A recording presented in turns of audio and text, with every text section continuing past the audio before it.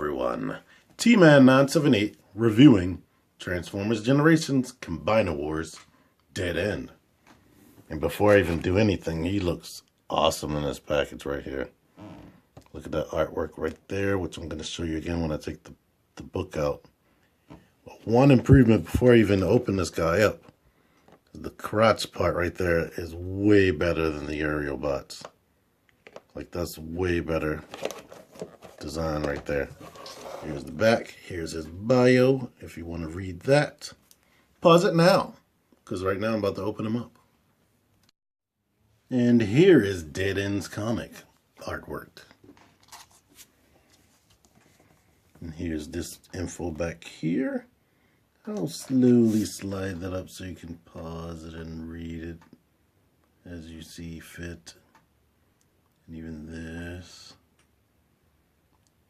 This is the same product pictures that's on the back of the book. And some of his designer prototype sketches and renderings and whatnot. And that's not Air Raid's face. Anywho, here's his combiner weapon. The details on that.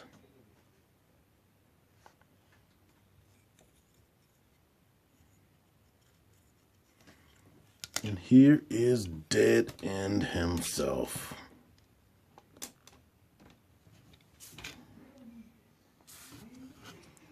I am very, very impressed with this figure. I like him way more than the other Stunticons. And way better than the aerial bots, period. He just looks good right off top. And if you're wondering why I have music in some of my videos and don't have music in the others, music is a good way to drown out unnecessary background noise from annoying people in the other room. So look at his chest detail. He has a Decepticon logo right there. It looks a little bit off center. Here's a close-up on his face. He has the same spikiness going on with him that drag strip had. Here's the side and back of his head sculpt. Looks like he has like some rivets in the back of his head. His arms, when they're not all the way transformed, or when they're like this, they look stubby, but they're not. That's a good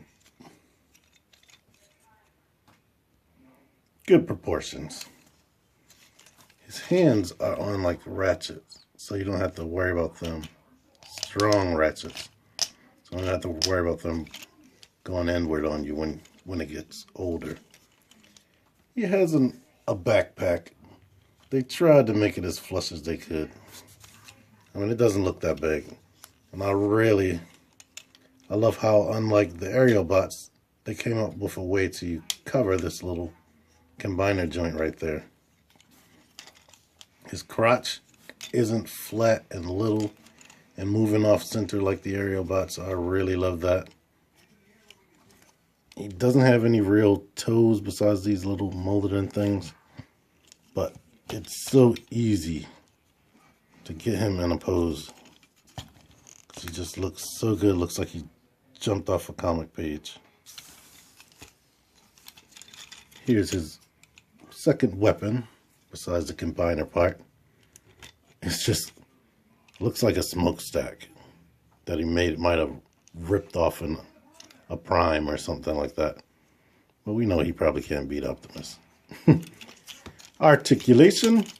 His head is on a ball joint, swivels that much. Can turn 360. No, it can't. It can turn that much and get stuck. Oh, no, I got it. 360. Shoulder joints can go up and down like that. They're on a ball. They can go out that much. They gave him a bicep swivel. That kind of, if you really look at it, when he turns it that way, it bends his arm at a weird angle. But this is my first time even noticing that. He has this detailing right here in his elbow joint because his elbow hinges at a weird angle. And I showed you the wrist go in and out. Waist joint. Hips are on the ball joint. Kick out that much. Kick back that much. Thigh swivel. Knee joint is more than 90 degrees. And that's it for that. I love that he has the ports in his shoulder right there. So you can position his gun right there if you wanted to. So you can have like a shoulder mounted blaster.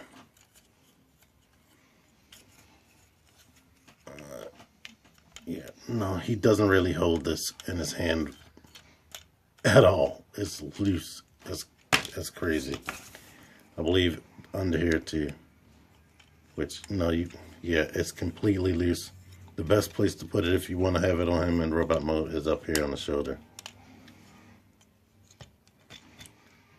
And this pipe can be held like that, which, since this is pointing up, that doesn't make a good gun. So you have to rely on this if you want him to have a gun.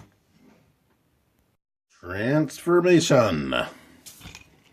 Rotate his waist 180. Open up this panel right here. Bend his legs like this.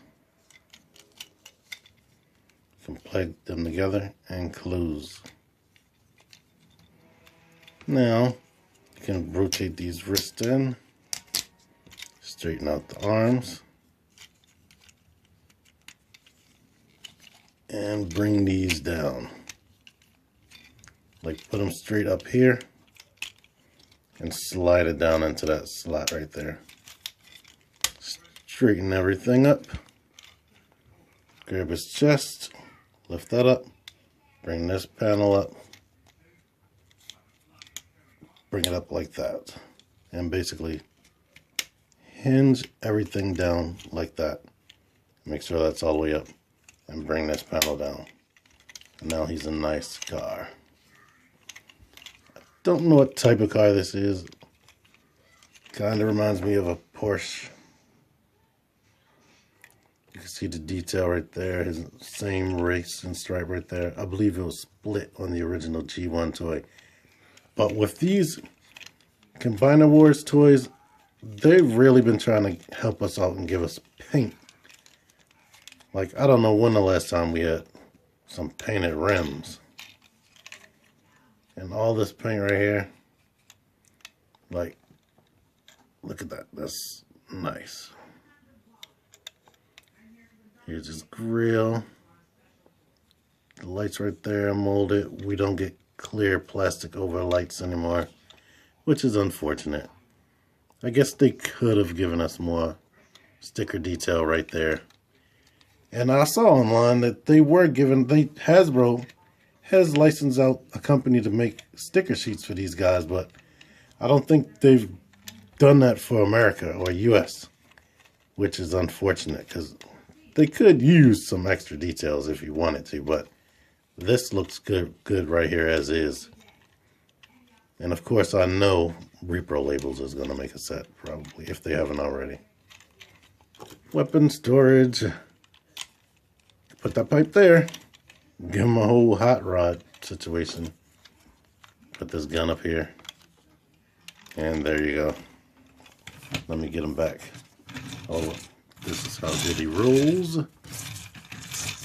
Which doesn't look too good. Mine has a problem. I don't know if it's a universal problem. This doesn't like to stay quite closed, which is kind of frustrating. Let me get him in robot mode. Give my final thoughts. Long story short, I like him. He's my favorite of the Combiner Wars Deluxes so far. Final notes, he has a stand port right here in his butt like some of the other figures do.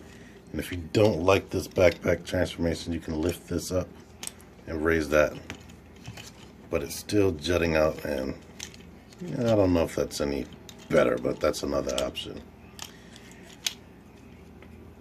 I'm going to show off the limb mode transformations after this, so stick around if you want to see that.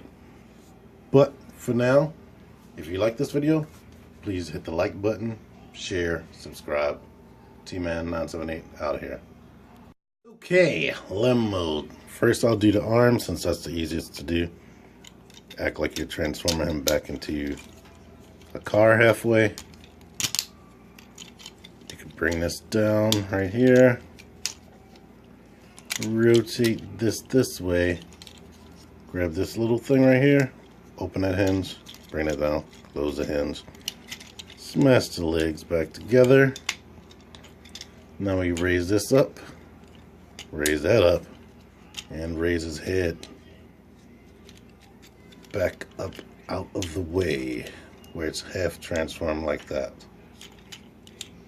You could either bring it down somewhere like this if you want. Bring it all the way down like that. Let me go ahead and put the hand in. Bring these little fingers out. And now he's an arm after you pull this shoulder joint out. You can keep it like this or raise it up if you want to have a little car part sticking up. But there he is as an arm. Okay, leg. Take that off. Bring this out like this. Now it's a foot. Go ahead and ignore that laughing if you can hear that, which is annoying. Flip this around.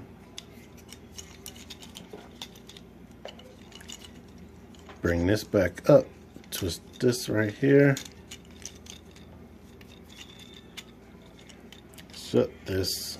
Oh, wait. Put the arms back down. Basically, half transform it back into a car, even more than the arm. And plug it, the foot right here.